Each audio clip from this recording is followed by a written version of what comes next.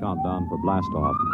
X minus 5, 4, 3, 2, X minus 1, fire.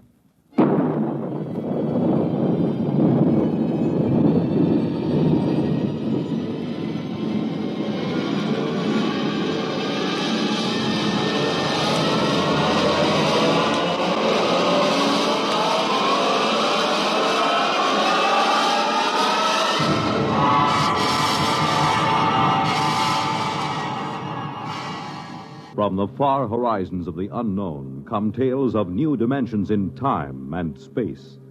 These are stories of the future, adventures in which you'll live in a million, could be years, on 1,000 maybe worlds. The National Broadcasting Company, in cooperation with Galaxy Science Fiction Magazine, presents X minus 1.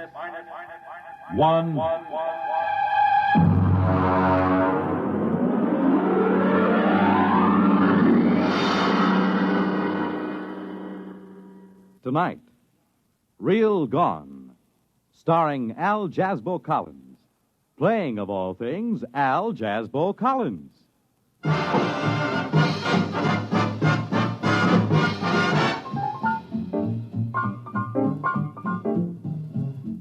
Oh, come in. Come in. Glad to see you. Albert here, your Collins friend. Just a minute. I'll close the door.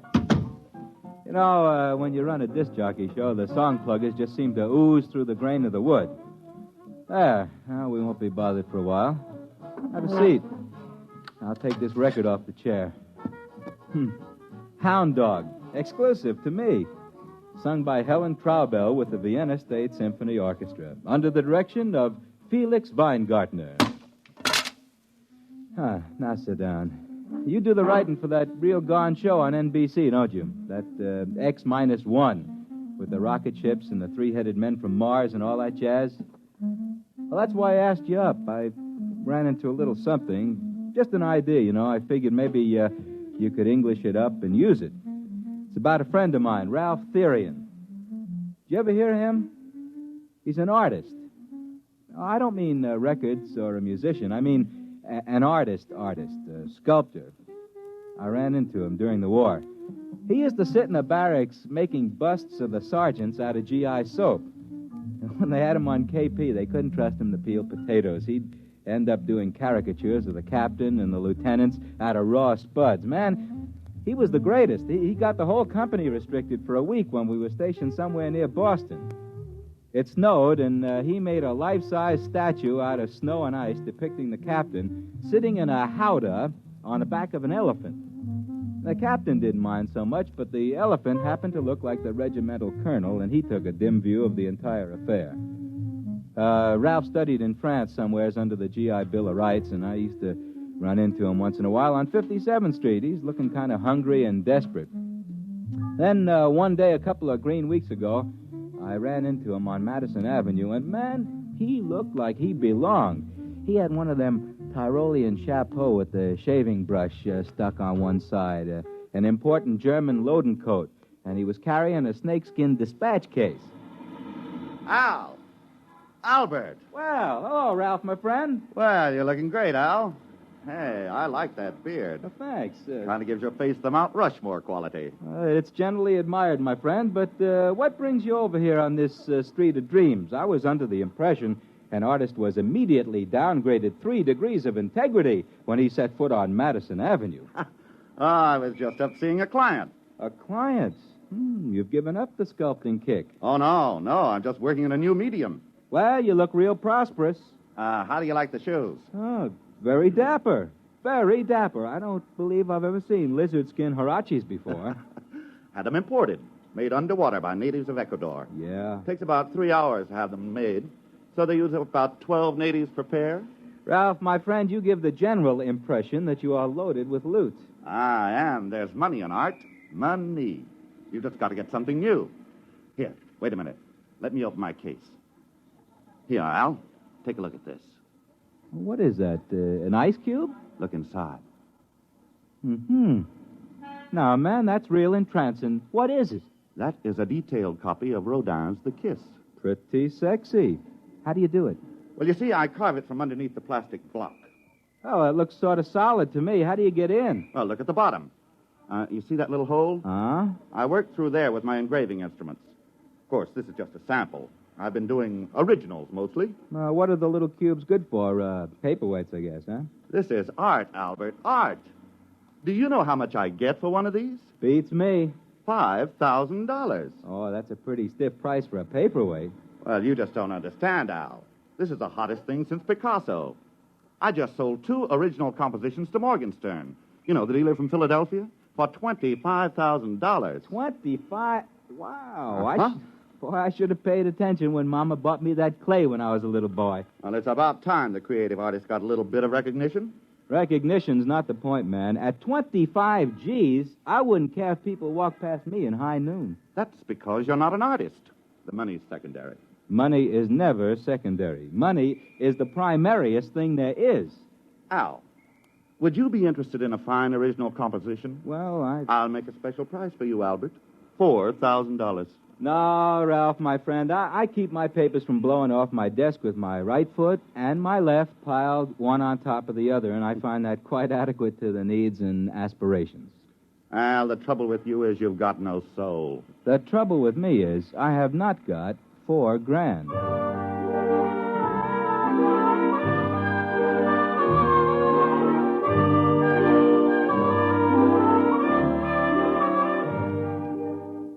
This sort of thing is happening to me all the time. For example, I have a barber who plays unaccompanied Bach chaconnes with a 1/4-inch drill and a length of steel pipe. I figured Ralph Therian was stringing me until I ran into Vladimir Osepsky. Now, Vladi is one of these men who leads a double life. He composes concerti and avant-garde operas under his Square moniker, but he's better known in the Brill Building as Larry Oss. He got in on the ground floor of this rock and roll affair, and he took an already substantial fortune and ran it up to a fantastic munificence. Larry has money he hasn't even folded yet, and he collects art. I was up at his house one night discussing such things as Tin Roof Blues and Wozzeck by Albin Berg, and Larry got around to showing me his collection. Now, this is Picasso. Larry, that's what I call cool brushwork, my man, cool. I homed it next to the Tintoretto for contrast. Well, this stuff runs into a pile of loot. Well, I figure since I've launched rock and roll on an unsuspecting public, the least I can do is collect old masters and leave them to the nation when I die. It figures. I mean, that figures. Here's my latest. Look, isn't it beautiful? You mean this hunk of plastic? Well, yes. Look into it. That design, that composition, the delicacy of that line. Well, this is the most exciting discovery in art since the invention of red paint. Larry, was this piece of Jim Crackery executed by one Ralph Therian? That's right.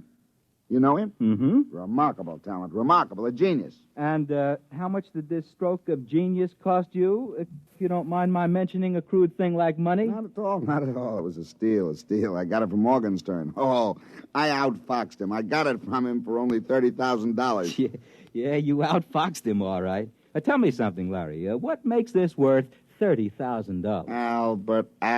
Albert, what makes a Stradivarius worth $30,000 and a fiddle played on the street by a beggar $3, huh? You mean his stuff is that good? It's art, Albert.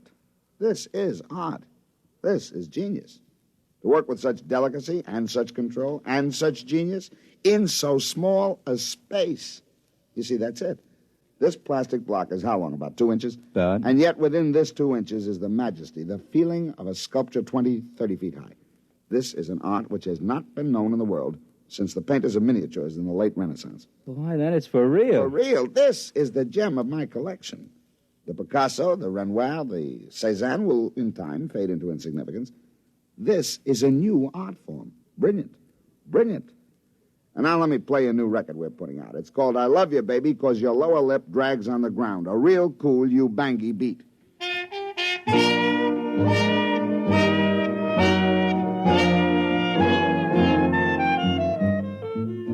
Well, I let Ralph Therian's new art form slip my mind for a while I struggled with song pluggers, advertising salesmen, account executives from the agency. And I met him again a few weeks ago at a small cultural establishment on the corner where I work. You might call it sort of branch public library with a brass rail. Hey, what's the idea of putting this lemon peel in? If I wanted a fruit salad, I'd ask for it. How do you do, Ralph, my friend? Oh, hello, Al. Ah, you look like you're thriving, my man. Well, as a matter of fact, I just signed a contract with Morgenstern to deliver $100,000 worth of my original compositions. I'm celebrating. In here?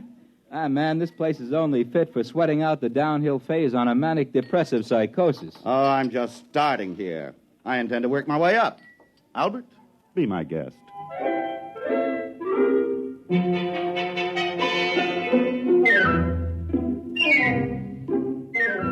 Well, I just had a difficult morning with the station manager who has an illusion in his little ricky-ticky mind that my program is the answer to Lawrence Welk and Guy Lombardo. He'd been trying to convince me to program 2 solid hours of Wayne King, relieved by vocals by Frank Crummett and Julia Sanderson. I had resisted, and I was in the mood for eating the lotus and forgetting. Several hours later, Ralph was feeling very confidential. Albert, my friend, I like you. Why don't you shave? Ralph, love me, love my beard. I will try. Albert, you have the look of an Abraham Lincoln gone hog wild among the cream puffs. Ralph, you have an artist's soul. Albert, I trust you, I trust you, I trust you. I am touched. And so, Albert, I'm going to take you to my studio. My secret studio. And I will reciprocate, my friend. Tomorrow, when I am doing my disc show, you may come to my secret studio. With the esteem that my program is held in today, tomorrow I'll be doing my broadcast from a small hole with a round iron top and plenty of running water below. What time is it? It's something. I'm late. Hurry.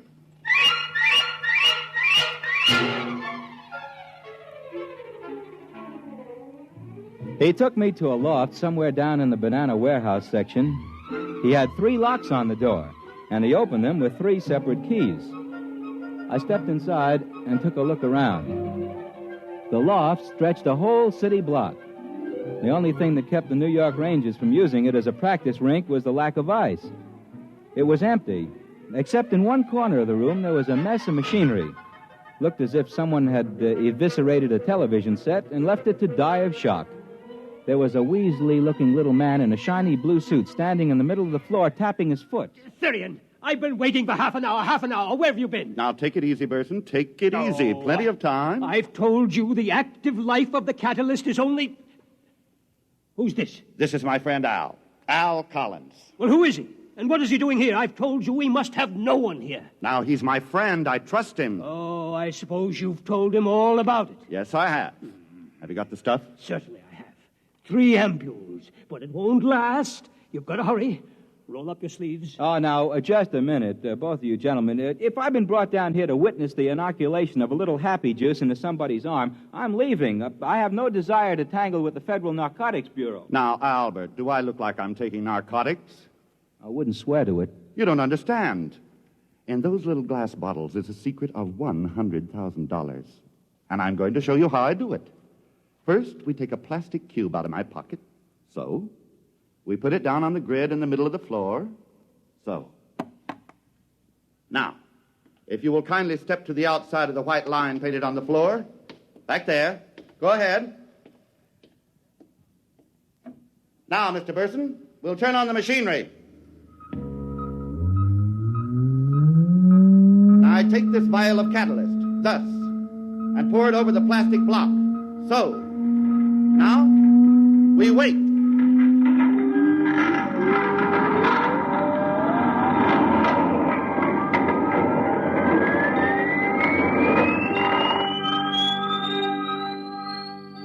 We stood there at the edges of that loft and watched that tiny plastic block sitting in a frame on the middle of the floor. And then suddenly it began to grow. In about 20 minutes, that cute little plastic block stood about 20 feet on its side.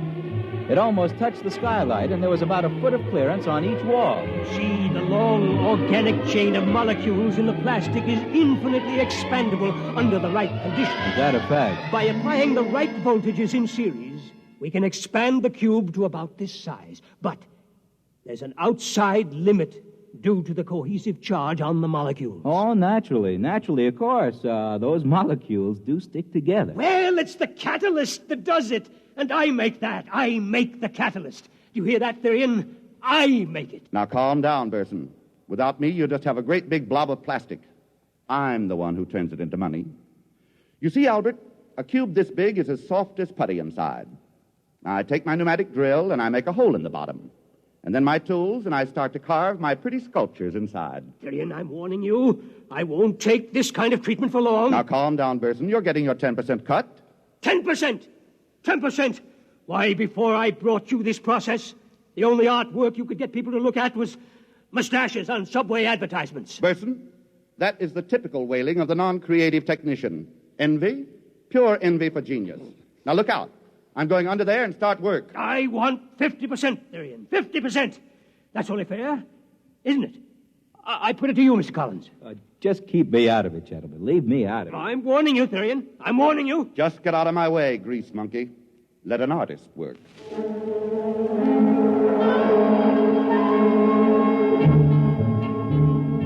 Ralph crawled under the giant cube and started to work. I could see what he was drawing, a collection of lovely ladies, something like the closing number at the Union City Burlesque. Didn't look very good. The lines were kind of thick and muddy, had a kind of a soft and sloppy quality to it, just about as if you were carving in butter. Took him about an hour, and then he crawled out. Just about in time. Well, what does it say on that watch? You've got about 20 seconds left. You cut it pretty fine there, Therian. It's all right. It's a masterpiece. Wait a minute. Okay, now. There she goes.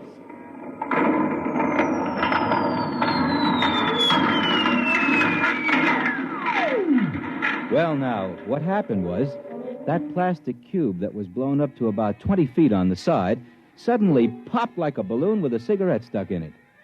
And what ended up was that tiny little 2-inch cube sitting in the middle of the floor. Ralph picked it up and brought it over. Look at it. Beautiful. Beautiful. The work of genius. The work of science. Makes a real nice paperweight. Albert, my friend, what you have just seen was the creation of a $20,000 masterpiece. Take a good look. I did take a good look. The whole design was there.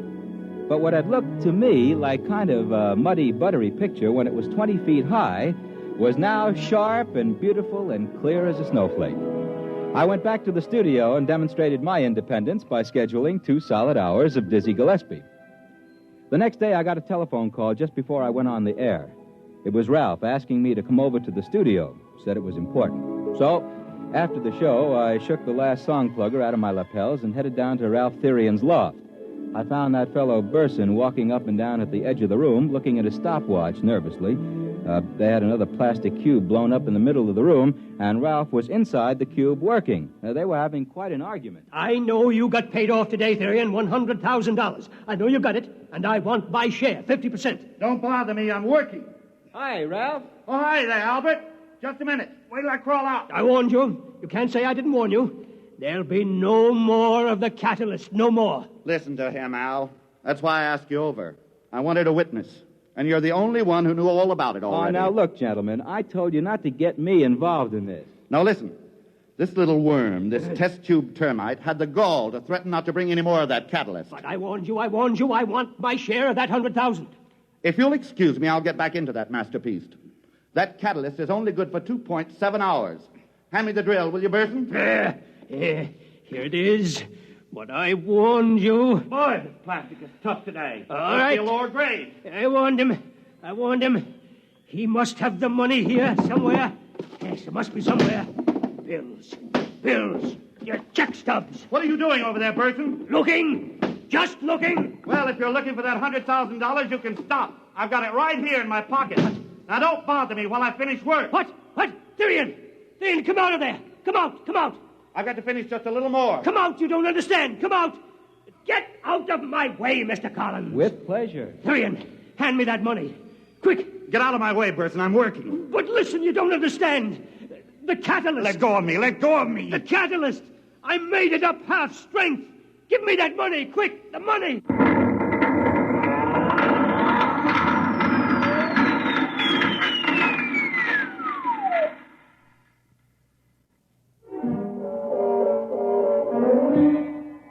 Well, that's all there was to it.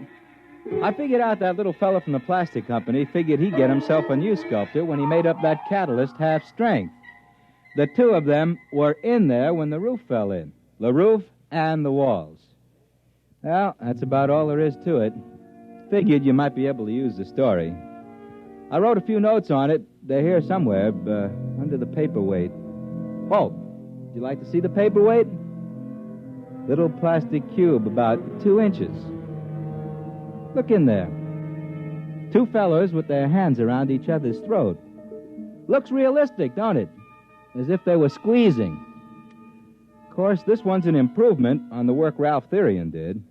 This one's in full color.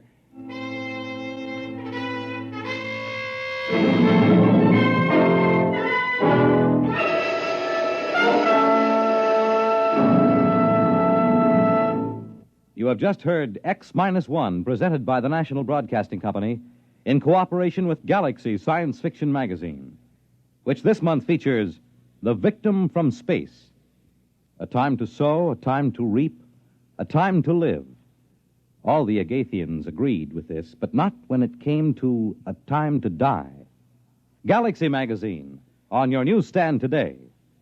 Tonight, X-1 has brought you Real Gone by Ernest Kinoy, based on an idea by Al Jasbo Collins and starring Al Jasbo Collins as himself. Featured in our cast,